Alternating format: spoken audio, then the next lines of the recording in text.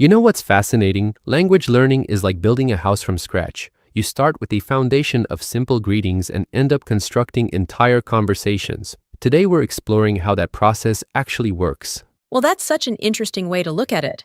How did you come to think about language learning that way? So I was listening to this remarkable approach to teaching English, and it really opened my eyes to how methodically we can break down something as complex as language into these perfectly sized building blocks. That's really intriguing. What kind of building blocks are we talking about?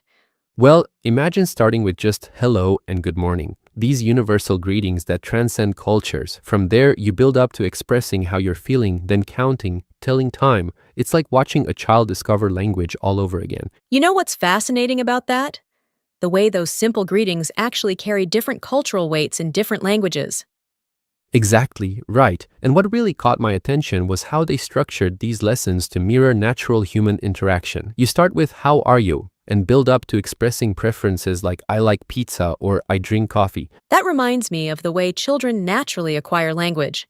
They start with concrete objects they can see and touch, before moving to abstract concepts. Well, here's what's really clever about their approach. They introduced numbers early on, but not just as abstract concepts. They connected them to real-world scenarios like telling time or counting objects. That's such a practical approach. How did they handle more complex concepts?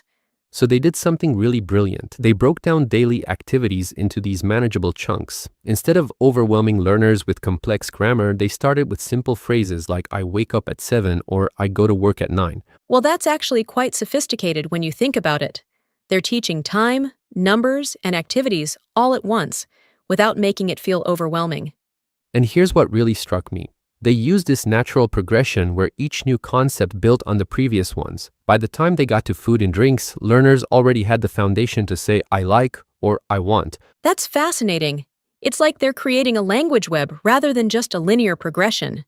Precisely. And what really got me thinking was how they incorporated cultural elements without explicitly teaching them. Like the way how are you in English is often just a greeting, not actually asking for a detailed response. And That's such an important point about language learning.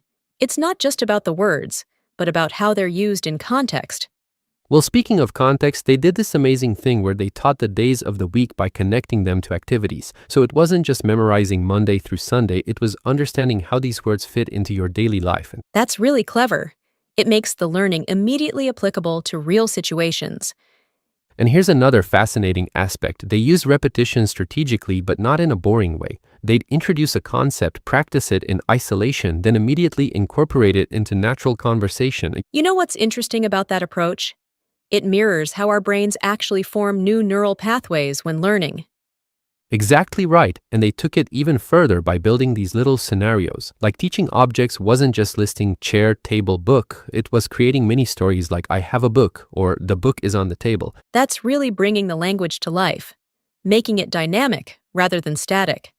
Well, here's what I found most impressive. They managed to teach complex concepts without ever using complex language. Everything was explained in simple terms that a beginner could understand. That must require incredible skill to teach something complex while keeping the language simple.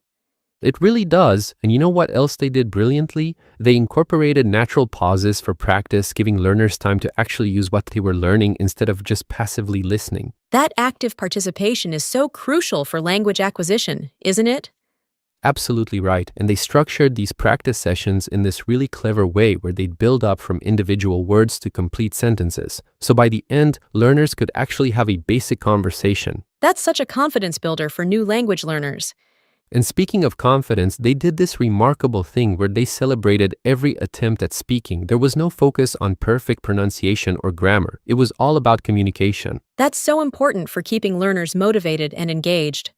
Well, here's another fascinating aspect. They integrated numbers and time in a way that made practical sense. Instead of just counting, they were teaching how to tell time, how to talk about schedules, how to make plans. That's really bringing the language into the real world, making it immediately useful.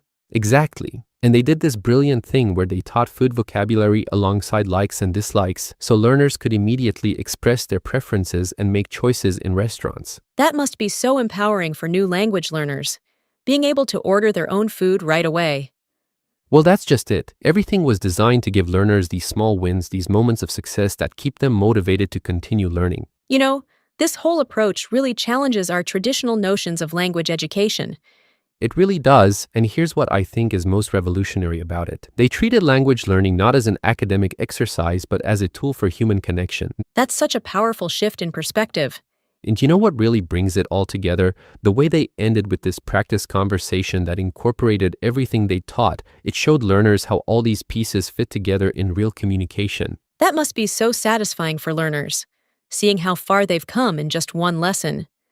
Well, it really drives home the point that language learning isn't about perfection, it's about progress. Every small step takes you closer to being able to connect with others in meaningful ways. That's such a beautiful way to look at it. Language as a bridge between people. And isn't that what it's all about? Whether you're saying hello for the first time or having a complex conversation about your day, it's all about making those human connections. Well, this has certainly given me a new perspective on language learning. You know what? I think we've all got a little language learner inside us, just waiting for the right approach to bring it out. It's never too late to start building those bridges.